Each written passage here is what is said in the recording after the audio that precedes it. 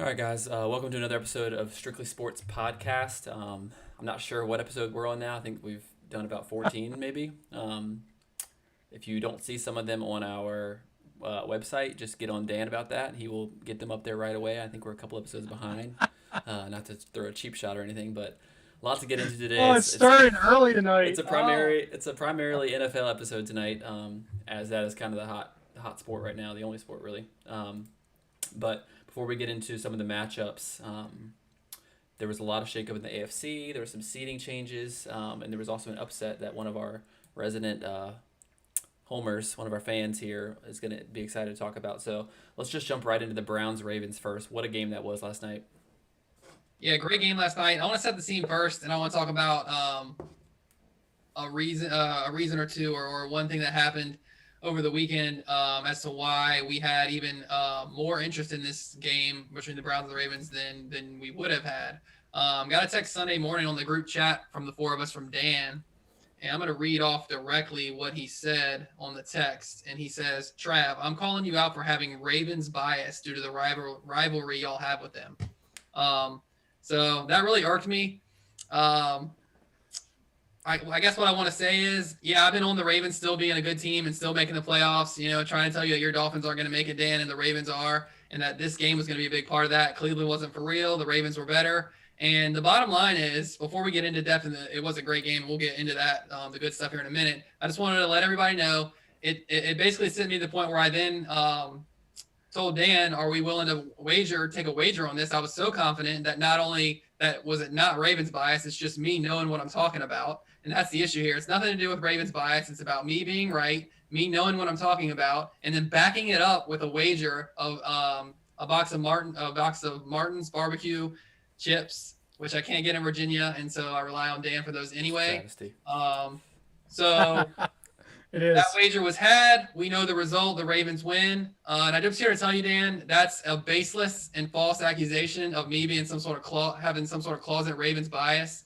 I am deeply offended by it. I don't ever want it brought up again because I absolutely hate the Ravens with everything in me and always will. I take It offense pains for me to Trav do as well well. as a fellow fan.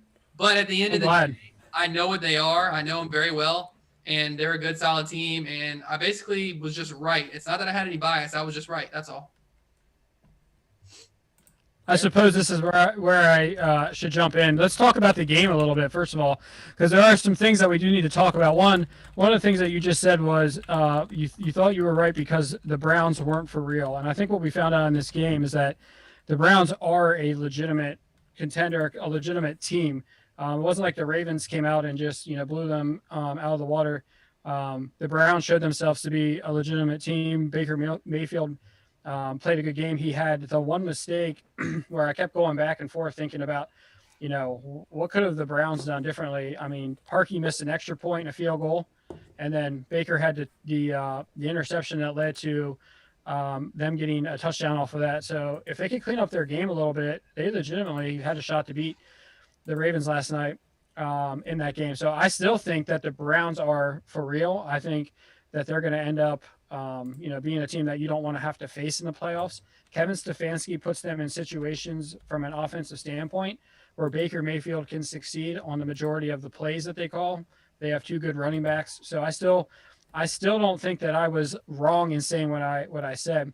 I think if there's one thing that I just will never understand, it is how you do not game plan for Lamar Jackson to be like the guy you take out of the game, and how you don't make the middle of the field super congested and just let him like saying that he can beat you with outside throws if he wants to, but you got to take away the middle of the field with him. If there's one thing that they did that I think shows maybe they're just not ready, it's the way they game plan for Lamar Jackson. Well, I think the interesting thing to me is like looking at these two teams, and I kind of like rode the fence a little bit on which side I was on because I picked the Browns to win for our picks, but I also knew where Trav was coming from, and I knew that having Lamar back, it was going to be a different game. But these teams actually match up, especially this year. They match up super well. I mean, but I personally think that you got to give the nod defensively to the Ravens just because of their secondary when healthy is better than Cleveland, and both of their defenses looked pretty garbage last night, giving up a lot of points. But I think the Browns actually have a more balanced offense because I think obviously Mm-hmm. Baker throws the ball better than Lamar does. Um, and they have two good running backs, with Kareem Hunt and Chubb, who can also play out of the backfield and catch. But for me, I would almost love to see them match up again at full strength again in the playoffs. So I'm kind of hoping that they get a chance to maybe take each other out and not have to play the Steelers the way we've looked lately. But for me, it's like I don't know. I think that if they played again, the Browns might win that game. Yeah, to touch on the actual game, first of all, what a game. We got the game of the year last night on Monday Night Football, national TV, prime time. Monday night finally gets a great matchup there in a great game. It seems like Sunday night usually gets those. But you had a back and forth. You had kind of a little bit of a comeback when it looked like the Ravens were separating themselves. You had a guy hurt, the quarterback, coming out of the tunnel for a fourth down, making a play. You had just spectacular, explosive plays during the game. You had it all except for maybe some defense. But, I mean, let's be honest. Is the game of the year going to be 6-3, or is it going to be 45-42 or 47-42? We even had a crazy bad beat at the end, which maybe we'll get into at the end here. That was just terrible for anybody who had the Ravens -3 there. Or I guess if you had the Browns -3 or the Browns +3, you'd been really hurting for that stupid play at the end. Anyway, yeah, just a great game of the year so far. Probably, I don't know if it'll get topped this year. Talking a little bit of X's and O's, Dan, your point about Cleveland defense, and this is just the reason why I don't trust their defense. I don't trust them as a team to be able to game plan the right way. They did what you can't do. Make Lamar beat you throwing and make him beat you throwing to the sideline. They did neither. I think they covered the middle of the field as far as coverage in the middle of the field for the most part of the game until the last drive. Okay. The problem was, even more important than that is you can't let him beat you running. The worst thing you can do is let Lamar beat you running. They let him. They didn't force him to throw. They let him run. He ran for small gains, intermediate, medium gains. He ran for big gains. He had 2 touchdowns running. They let him run all over the place. And then secondly, they let him run around in the pocket to create plays. He had 3 completions in the first half. And at the end of the first half, he got loose and out of the pocket for that completion that led to 3 points at the end. Or no, a touchdown at the end, I think, of the first half. Mm-hmm. And then at the end of the game, when he came back on the 4th down, they let him out of the pocket again to create – he's really not going to sit in the pocket. We talked about this to no end on Lamar. He's not going to sit in the pocket and beat you. So keep him in the pocket and make him throw. Don't let him run and don't let him out of the pocket. They let him do both all night long, and it killed him. And I just don't understand, like you said, Dan, how they didn't game plan any better. Secondly, I'm hearing all this Lamar, now everyone's back on Lamar's jock now after everyone was throwing him away like 3 weeks ago. He can't throw this and that. And now we're all the toughness again. Like, I don't know how he went out of the game for so long from cramps. I mean, y'all all heard me. I was questioning. I was like, I'm ready to have his toughness questioned today because they're going to lose the game because he's out of the game and not coming back because of cramps. And then it takes McSorley getting his knee hurt. And then he comes out like that was not a coincidence. He came out because he knew he had to. Why weren't you out before that? He looked fine when he came out there. I'll be damned if I'm ever going to let a root for a team where my quarterback is out because cramps and he's sitting in the locker room and has to wait till the backup, really, Trace McSorley's the 3rd string to come down. So I don't really give him a ton of props for that. To me, it's like, where were you, dude? You get your butt back in the game for something. And that was my question, too, was if McSorley doesn't get hurt, does he come back in the game?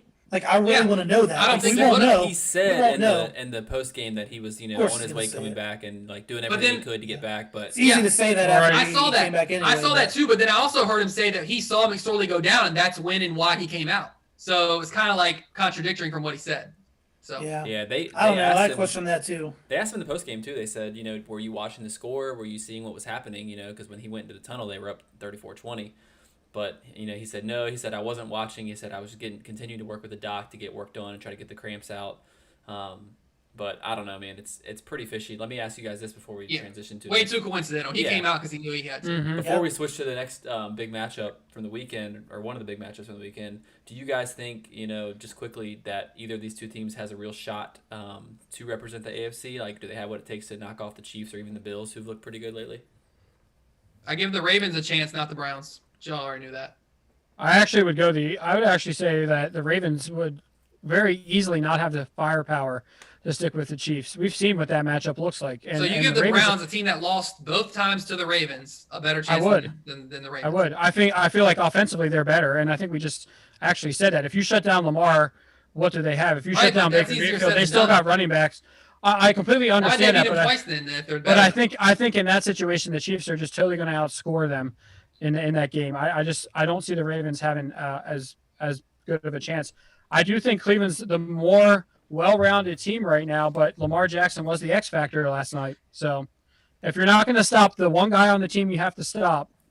I mean, you think about the Browns right now; they're missing like Odell Beckham, So they're missing like their best wide receiver. But he's not Probably coming their, back this year, so I know, like their most explosive player, and they still put up that fight last night. The Ravens' most explosive player had to go take a dump on like the middle of the game, and their team just Some fell people- apart. So he specifically said it wasn't that. But Well, we'll wrap that up. But some people actually believe that the Browns' offense is better without OBJ because you don't have to try to force the ball to him and all that stuff. I mean that might be true. But That but might be let's- true. There's we some have validity to that. we do have to unfortunately talk about the disaster that was the Pittsburgh Steelers offense once again against the Bills on Sunday night. That game was barely. Yeah.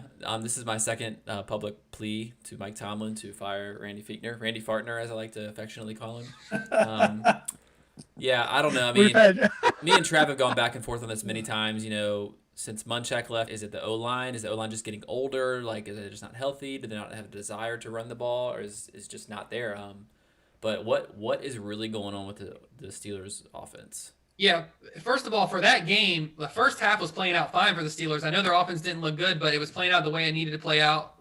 Steelers kind of like in this little rut where they're needing to win right now the way they won last year with defense, which they're capable of doing. So it was going fine until Ben throws the pick. Ben throws the pick, and then the second two drives, or the first two drives of the second half for the Bills, and the game just totally changes. So all in all, the Steelers played it okay. If you take the pick out, really they're down 3. You know what I mean? As opposed to being down or 4, as opposed to losing by 11. So, and they're right there with the chance maybe to win it. So, there's been a lot of talk now and even before about Ben this and Ben that. Oh, does he have it? You know, he's playing badly and all this. I haven't seen Ben's level of play diminish until this game. You know, so it's one bad game. I'm not going to make anything more of it like the media will. To me, this game was on Ben.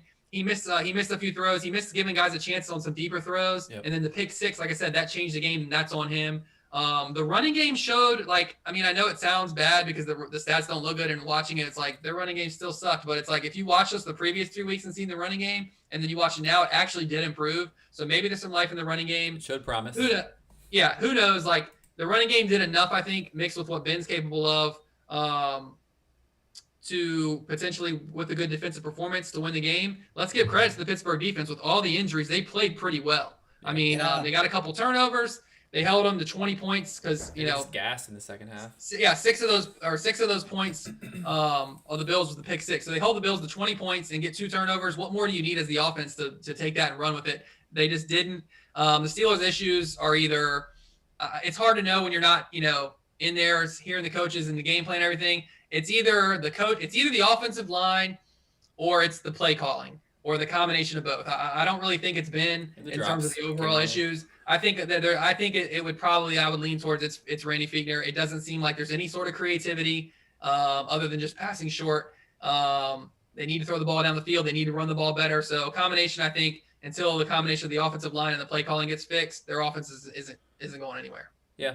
And there was a stat too that I saw on Twitter that said that at this point in the season last year, the Steelers' average yards per throw per passing attempt was like 6.7, and their average run was like 3.3, and that's the exact same stats they have this year. So that's, you know, you go from a Hall of Fame quarterback to, you know, Mason and Duck, and the offense is producing the same amount of yard. I mean, well, just because of those stats, no, but I'm just saying, to me, that kind of points the first 8 towards, games, this was a good offense. Yeah, but that was never a good offense. I never thought it was a great offense the first 8 games even. I didn't say great. I said good. Last year it was atrocious. It was atrocious last year. I think this year the only difference really this year is that we've had a guy who's known when not to make the big mistake, and we've won games. We haven't won a lot of blowout games. 27-7. He has 29 touchdowns to 9 picks. Mason Rudolph, Duck Hodges never sniffed that many scores. Yeah, obviously, I'm saying let's talk way different.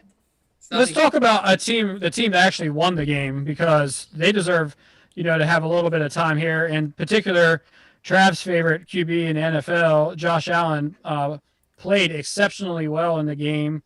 Stephon Diggs, quietly, I did not realize he was the league leader in catches. And so pretty impressive what him and Josh Allen have been able to do, having that connection. I think that was kind of the difference in the game, was kind of Josh Allen being able to find him. Their offense was efficient. They did run the ball pretty good on the Bills did, and then their defense capitalized on the 1 turnover. So, you know, the Bills, in my opinion, are probably the one team that I think could give Kansas City a little bit of trouble in the playoffs because I think that they can score enough, especially if John Brown comes back. They'll be able to score enough, and their defense is pretty is decent enough where they can slow the Chiefs down. They're not going to keep them from scoring, but they'll make them work for every single score that they get. So the Bills, I'm pretty impressed with them. Basically excited to see them just get into the playoffs and see if they can make a run. I think they do look like the second best team in the AFC.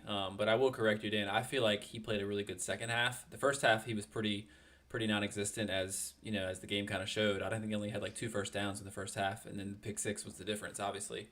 But yeah, I think that they're a solid team, and like you said, I'm as the season goes on more and more, I start to think that they might be able to give Kansas City a run if they can play their kind of style of football when it gets cold. I'm not gonna like look at Josh Allen having a bad half. I'm going to look at the fact that he came back out in the second half after they made adjustments and he executed. So we see a lot of QBs in the NFL, a lot of younger guys, these guys that we talk about being up and comers. And I'm not like anointing him as the, savior of whatever, but I'm just saying that I've been impressed. He's shown me some things that you want to see in a quarterback that's progressing, getting to a level, that the Bills might be legitimate contenders for a while if he's there. Yeah, for sure. So there was obviously some other games in the Chiefs Dolphins game and the Colts Raiders that changed a lot of the seeding. The Chiefs are now the 1 seed, and Miami is still in the playoff picture as of now, even with a loss. But it did do some shaking up to the AFC seeding. So Aggie, what'd you think of that? Yeah, for touching on those games for a minute, like Kansas City, Miami, Miami kind of looked early on that they were going to kind of stick with them. They were playing pretty well and hanging in there. And then it's kind of like with the Chiefs, we've seen them have slow starts before, and then it's only a matter of time until that offense starts clicking and they just start moving it up and down the field and scoring, at will, it would seem. So, and then that's what happened. And then, Miami makes a little bit of a comeback, but it was kind of, worthless at that point. And then the other one that I was more interested in was the Raiders Colts game. Like I was definitely more interested. I thought that would be a closer game, and it was for the most part. But then it gets out of hand, and like Juddy said, it ends up having big playoff implications in the AFC because all four of those teams were in the playoffs. Well, as it was then in the standings, but it kind of still leaves us in that same question mark area with the AFC of which two teams are going to get left out. Because right now, to me, it looks like whichever one of Tennessee and Indy doesn't win the division, I think the other team gets in as a wild card. So it kind of leaves you with, and then the Browns, like we've talked about, I think the Browns get in. Like, I don't know. It's just, we have too many teams there, and it's just someone's going to be left out. And I still continue to kind of think Miami's going to be out. Part of that is the schedule they have remaining, like we've talked about before. And then, I don't know. It's going to be between Baltimore and the Raiders probably, but Baltimore has the easier schedule, maybe. Yeah, I think it really more so comes down to Miami or Baltimore getting in, not Miami or the Raiders. To me, the Raiders. You think Raiders are out? The Yeah, Raiders they're are pretty much out. done. They've got a chance. They have to win out, which I don't think they'll do. And even if they do, They need the it's Ravens like as probably well. less than 50% that they would get in, even if they went out. And I don't think their chances of winning out are very high. So the Raiders are probably out. It comes down to, I think, the other three teams for 4 spots, which, like you said, Aggie, most likely it's either Tennessee or Indy who doesn't win the division will get in, and then Cleveland will most likely get in, given they only have one more tough game left and they're still only at 4 Right. losses right now. Meltdown. To me, I've said it for a couple of weeks when we talked about this previously, and it goes back to what me and Dan talked about and what we kind of disagree on. Because of what I think of the Ravens, I expected them to beat Cleveland, and then after What that, do you think of the Ravens? they What do have you the think about them? Giants, the Jaguars, and I think Cincinnati. They have 2 absolutely cake games. I think it's Cincinnati and Jacksonville, and then it's the Giants, which is still a pretty easy game. So I expect them to win out because of their easy schedule, get to 11-5, and 11-5 I think will get them in because I expect Miami to at least lose 1 game, if not 2. They could lose them all 3 because we talked about their gauntlet of schedule. So it's kind of playing out the way I think so far. The first thing that needed to play out, if it was going to play out that way, was the Ravens had to beat Cleveland. They did that. The second game that's big is going to be the Dolphins Raiders, and then really the whole Dolphins schedule, Yeah, what the they do. Pats as Right. well.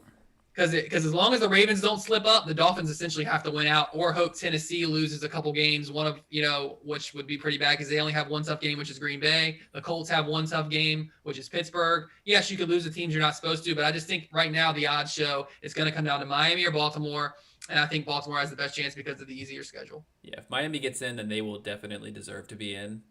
because will have to have probably won out. I still, like you said, Trev, I don't think 2 out of 3 gets them in, just because of tiebreakers and stuff. And Baltimore's not going to lose again. I just don't see that happening. Because I think, I was yeah, gonna say Danny Dimes is 2-21 against non-Washington football team.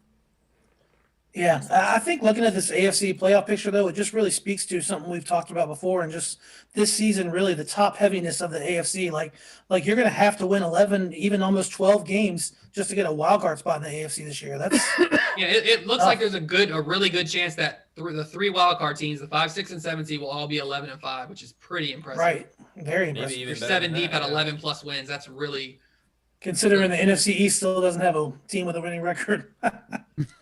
So it isn't gonna. But did you see the statistic though that the NFC East has had the best record of all the divisions at 9-6 over like the last couple of weeks, so they're coming around.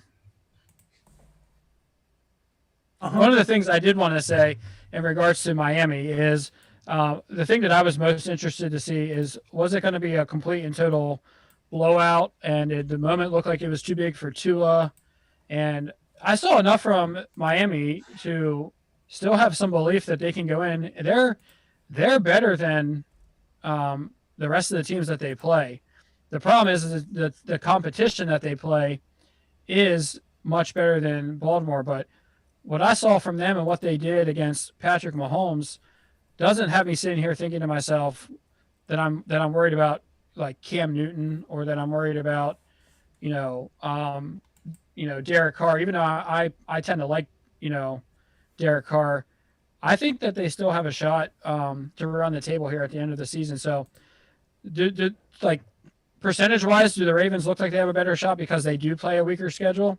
Probably, but I think Miami has shown themselves that we can't sleep on them, and that's really the big thing. They're just not a team that you can just be like, oh, I'm just dismissing them and they suck. I think that's the bigger problem that I had with the conversation that we had. They're a very good team, and if it's not this year, in these next coming years, they're going to be a team that you're going to have to compete with. Slowly starting your back pedal on Miami, Dan. Good job. I mean, No, I still think that they have a shot to win. I still Well, think they at can first win you were out. saying they're in. Now you're saying a shot. Now you're saying my bigger issue is that y'all said they sucked, which I never really said they sucked. I just didn't see it for them making the playoffs there's this just year. too many good teams. It's And I still unfortunate. don't. It's like the year that Play out just like I thought it would. It's like the year the Patriots won 11-5 and didn't get in. That's just one of those years. But switching up to the NFC, there was one game that was pretty noteworthy, with the Eagles finding a way to win, with Jalen Hurts getting the start and getting his first win over the Saints, who have Taysom Hill, obviously, and there was a lot of comparisons about all that stuff. And we've talked our fair share of Taysom Hill talk. But even though Taysom did look more like the passing quarterback there, I think he passed for like 280 yards, they did come up short in that game against Philly. So Dan, how was the emotional roller coaster watching that game? I didn't. I came into the game thinking quietly to myself that we could play with the Saints. I've seen what they've done the last couple weeks, and it's not the Drew Brees offense. Obviously, when they're passing the ball around, spreading it around, he's in complete control of what's happening. He just makes everybody around him better. We got Taysom Hill, and Taysom Hill is who we thought he was. He's a gadget guy. He's a Tim Tebow guy. He's not the starting quarterback for a team. And so there was a dynamic there that was missing. And it was actually awesome to watch the game, because every time you play Drew Brees, it's the same way with like Russell Wilson, Patrick Mahomes. You're just kind of like, your defense tries to do whatever they can, but with the current set of rules in the NFL, there's really no way to stop them. And so to watch this game was really fun. But to talk about Jalen Hurts a little bit, what I really liked about him the entire game was just the moment didn't look like it was too big for him. You've seen quarterbacks step into the game for their first time, and you can just tell that they're totally overwhelmed. Like Aggie Ben DiNucci this year, right? We knew he Yep. was like, As soon as that you said moment. I was That like, moment was way too big for him. Like he couldn't hardly wait to get pulled in that game. But Jalen Hurts looked like he was there. He thought he should be there, and he was totally in command of what the Eagles' offense was doing. And I was impressed.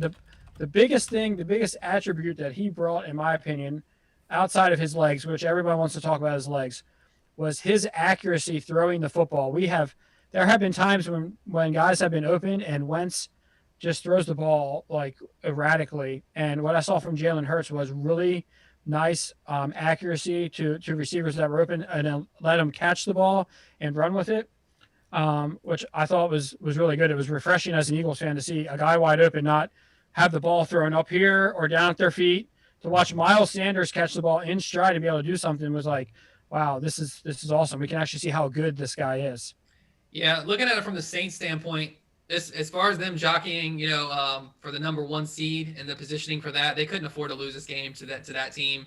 That's a bad loss for them, even with Taysom Hill. Not as shocking because it was Taysom Hill, and they've been flirting with danger for the last couple weeks because of that. I've criticized openly that I thought Jameis Winston should start for them when Breeze went out, and I think finally it caught up to him. Not saying Jameis Winston definitely wins that game because Philly's defense is tough, and without Drew Brees, it was going to be tough with either backup in there. But I think it finally burned him and cost him. Was part of the reason, a big reason that they lost the game.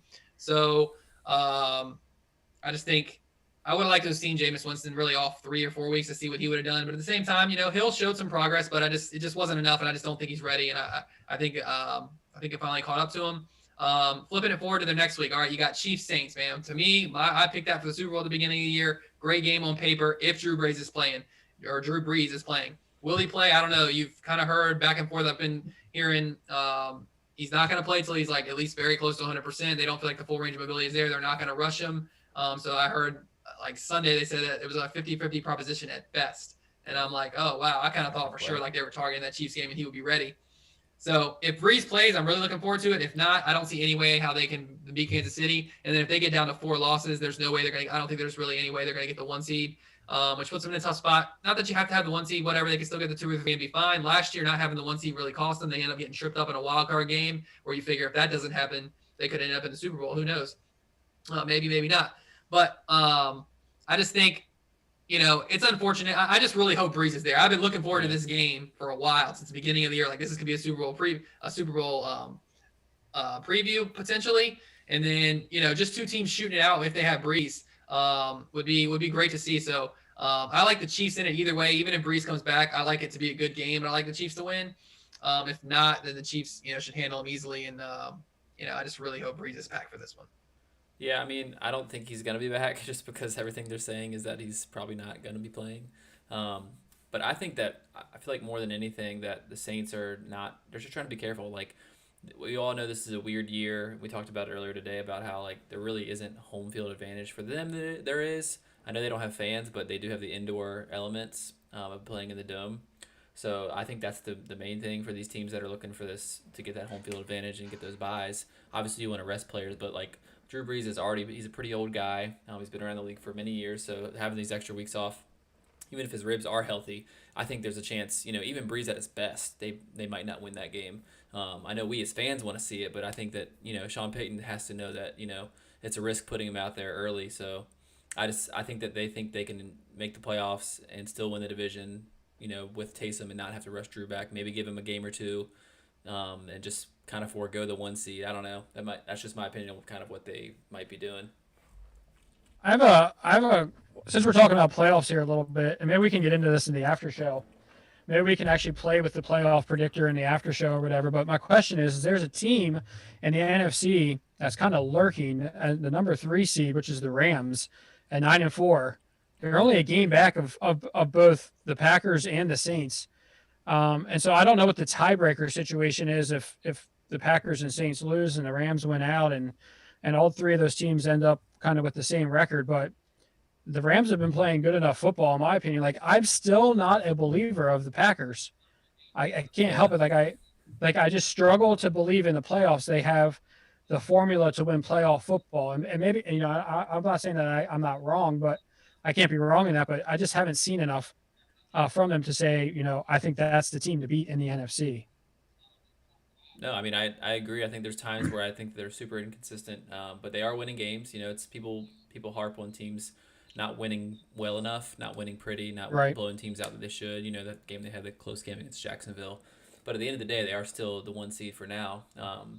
That the thing that's going to be interesting for the West is that game coming up. I think in a couple weeks, Seattle and the Rams are playing. That's probably going to be the game that decides that division. I still like Seattle to win that division. They had a couple of they had 2 weeks where they lost 2 games in a row. They lost 3 and 4 weeks. but I think they'll right the ship and get things going. But I mean, when you look at Green Bay, it's hard to go against Aaron Rodgers, because at the end of the day, he's got some talented receivers.